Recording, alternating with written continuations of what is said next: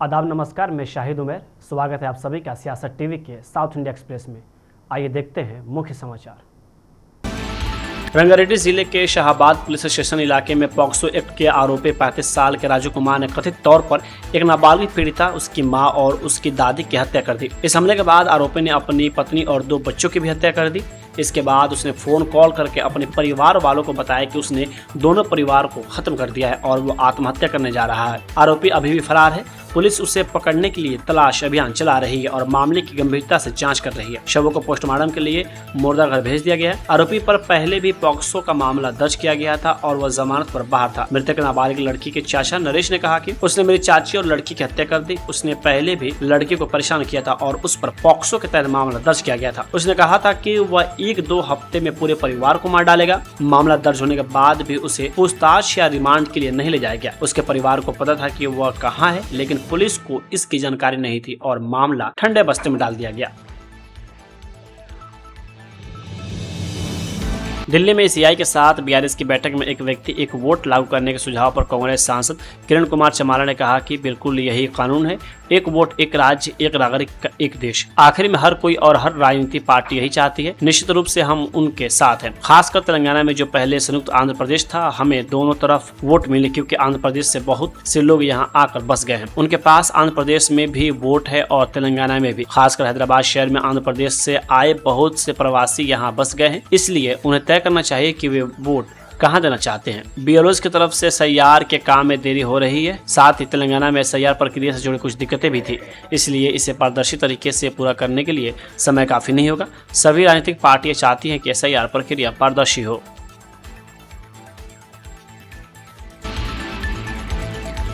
केंद्रीय मंत्री अश्विनी वैष्णव ने कहा कि प्रधानमंत्री मोदी ने हैदराबाद को 3 high speed bullet train corridor दिए हैं जो शहर की तस्वीर बदल देंगे। पुणे से हैदराबाद, हैदराबाद से चेन्नई और हैदराबाद से बेंगलुरु तक ये कॉरिडोर पूरे इलाके के लिए गेम चेंजर साबित होंगे और हैदराबाद हाई स्पीड का हब बन जाएगा। इससे बहुत ज़्यादा विकास होगा। इससे पूरे इलाके की अर्थव्यवस्था आपस में पूरी तरह जुड़ जाएंगी। भारत सरकार के इलेक्ट्रॉनिक्स मैन्युफैक्चरिंग प्रोग्राम के तहत 100 से ज़्यादा इलेक्ट्रॉनिक्स मैन्युफैक्चरिंग कंपनियों को बढ़ावा दिया गया है, जिसमें तेलंगाना को बहुत फायदा हुआ है। रेलवे के क्षेत्र में प्रधानमंत्री मोदी तेलंगाना को 4500 करोड़ रुपए का बजट दे रहे हैं। इसकी वजह से बहुत बड़ा बदलाव आ रहा है।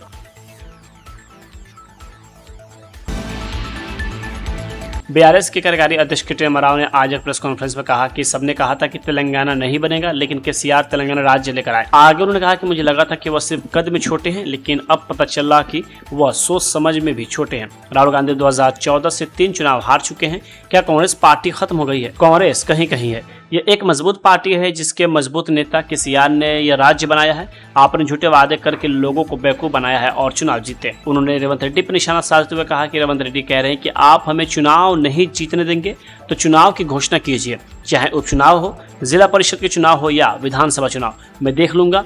अब आधा कार्यकाल बीत चुका है, आखिरी साल में चुनाव होने हैं। वही अगर उन्होंने ये भी कहा कि रेवंत रेड्डी ने एक सर्वे किया है कि अगले 18 महीनों में क्या किया जा सकता है और उनके सर्वे के साथ साथ 3 अन्य सर्वे में भी यह कहा गया है कि बीआरएस 78 सीटें जीतेगी और सत्ता में वापस आएगी।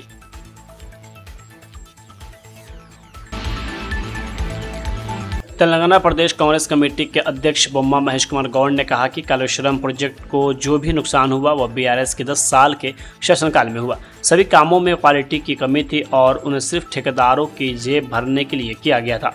यही वजह है कि पूरे बैराज में दरारें आ गई। 2023 में सत्ता में आई कांग्रेस पार्टी ने इसकी मरम्मत शुरू की। इस प्रोजेक्ट्स पर बहुत ज़्यादा खर्च हुआ। ये प्रोजेक्ट्स अब किसी काम के नहीं है। असल में कांग्रेस पार्टी इन प्रोजेक्ट्स की मरम्मत कर रही है और जनता के पैसे का सही इस्तेमाल करने की कोशिश कर रही है।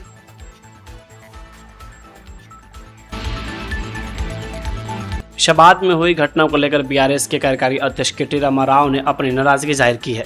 बीआरएस के कार्यकारी अध्यक्ष के टी रामाराव ने कहा कि आज शाहबाद में एक घटना हुई। पॉक्सो के एक आरोपी को जमानत दे दी गई, जबकि पीड़ित परिवार लगातार कह रहा था कि वह खतरनाक है। इसके लिए सरकारी वकील और राज्य सरकार जिम्मेदार है। क्या बोलूं मैं, बस इतना ही कहूंगा कि आज हमने देखा शाहबाद में तेलंगाना कैपिटल के काफी करीब 30 किलोमीटर के दायरे में एक हादसा हुआ, एक भयानक हादसा हुआ, जिसमें अगर आप देखेंगे तो एक पॉक्सो जो अक्यूज्ड है उसको बेल दिया गया, जबकि उनकी फैमिली, जो विक्टिम की फैमिली थी, बार बार कह रही थी कि इनसे हमको खतरा है, फिर भी उनको बेल दे दिया। आज उसने 6 लोगों को हत्या करके मार दिया। इसलिए मैं उम्मीद करता हूं ये कि जो कहावत है कोर्ट में बार बार कहते हैं कि jail is an exception, bail is the norm, इसके बारे में पॉक्सो जैसे सीरियस केसेस में दोबारा सोचना चाहिए। क्योंकि अगर इन्फ्लुएंशियल लोग हैं, अगर ऐसे खतरनाक लोग को छोड़ दिया जाता है तो आके वो अगर ऐसे कत्ल करेंगे और जो बच्ची 16 साल की जो बच्ची है उसके साथ साथ उनके घर वालों को भी अगर कत्ल हो जाता है, इसकी जिम्मेदारी मैं तो कहता हूं पूरा का पूरा जिम्मेदारी जो पब्लिक प्रोसिक्यूटर है, जिन्होंने ढंग से इसके केस के बारे में नहीं कोर्ट को बताया, उन पे और स्टेट गवर्नमेंट पे होता है। और स्टेट गवर्नमेंट जिसको हिफाजत करना चाहिए ऐसे विक्टिम्स का, वो नहीं कर रही है। Failure of home minister, failure of the state government इसमें जाहिर है। Everywhere across the country, and so is the case in Telangana.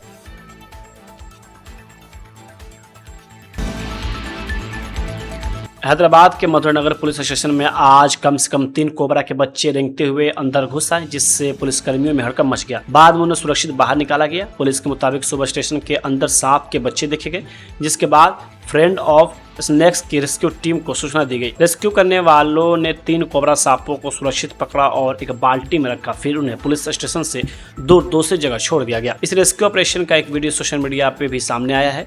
YCRZ.com से बात करते हुए मथुरानगर पुलिस स्टेशन के अधिकारियों ने कहा कि सांप के बच्चे पास के दलदली इलाकों से परिसर में आ गए होंगे। अच्छी खबर यह रही कि उनसे किसी को भी कोई नुकसान नहीं पहुंचा।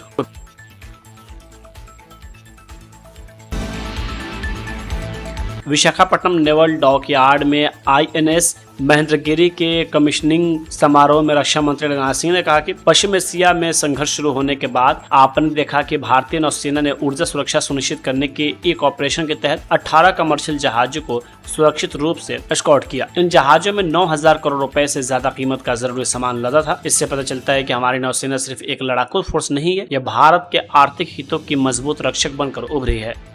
साथियों, हाल ही की घटनाओं ने भी एक बार फिर यह सिद्ध किया है कि एक सक्षम और रेस्पॉन्सिव नेवी किसी भी राष्ट्र के लिए कितनी आवश्यक होती है। वेस्ट एशिया में कॉन्फ्लिक्ट शुरू होने के बाद आपने देखा इंडियन नेवी ने ऑपरेशन ऊर्जा सुरक्षा के माध्यम से 9,000 करोड़ रुपए से अधिक मूल्य के आवश्यक कार्गो को लेकर चल रहे ये 3 मर्चेंट वेसल्स को सुरक्षित एस्कॉर्ट किया। यानी हमारी नेवी केवल एक फाइटिंग फोर्स नहीं है, बल्कि भारत के इकोनॉमिक इंटरेस्ट की भी मजबूत संरक्षक बनकर हमारी यह इंडियन नेवी इमर्ज की है। साथियों, INS महेंद्रगिरी इस पूरी मैरीटाइम स्ट्रेटेजी को और मजबूत करेगी। यह हमारे ईस्टर्न सी बोर्ड की शक्ति को यह बढ़ाएगी, हमारी ब्लू वाटर रीच को यह विस्तार देगी और इंडियन ओशन रीजन में भारत की उपस्थिति को और अधिक मजबूत बनाएगी।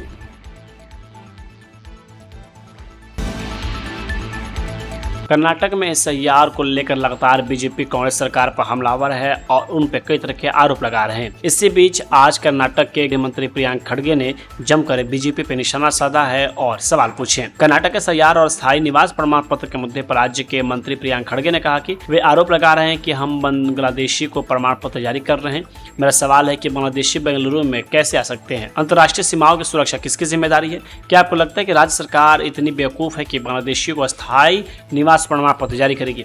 हम एक जिम्मेदार सरकार है। SIR के जरिए हम जो करने की कोशिश कर रहे हैं उसमें बीजेपी को कोई कमी नहीं मिली है, इसलिए वे ऐसे बेबुनियादी मुद्दे उठा रहे हैं।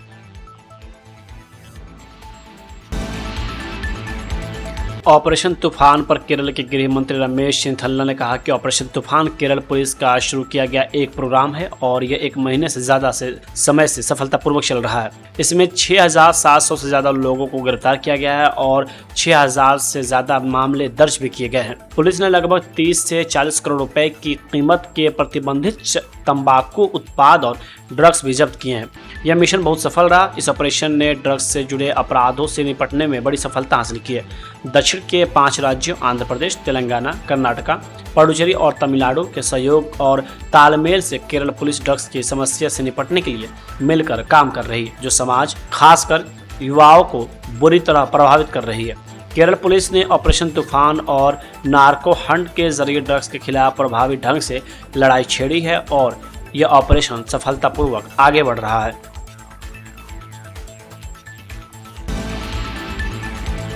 पीएम मोदी के न्यूजीलैंड दौरे पर महाराष्ट्र के मंत्री छगन भुजबल ने कहा कि अगर हमारे कुछ देशों के साथ संबंध है, चाहे वह तेल का मामला हो या कोई और व्यापार, और अगर रास्ते में कोई रुकावट आती है तो हमें उन देशों से कुछ हासिल करने के लिए दूसरे तरीके खोजने चाहिए। अगर हमारा सामान कुछ वहाँ जा रहा है तो बस यही बात है, ज्यादा से ज्यादा देशों से मिलना और उनके साथ चीजों और व्यापार का आदान प्रदान करना अच्छी बात है। अगर कुछ देश जो जिनके साथ हमारा रिश्ता रहा है, फिर वो तेल के बारे में हो या दूसरे व्यापार के बारे में हो, वहाँ अगर कुछ रोड़े निर्माण होते हैं रास्ते में तो दूसरे रास्ते तो ढूंढने चाहिए ना, कि वो दूसरे देशों से जो कुछ मिल रहा है, हमारा माल कुछ वहाँ जा रहा है।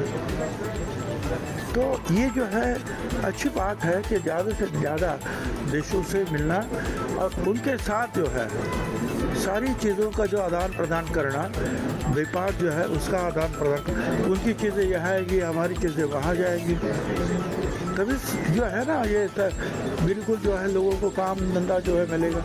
नहीं तो फिर रास्ते अगर बंद हो गए तो फिर सभी बंद है, फिर कर्जा माफी की आज।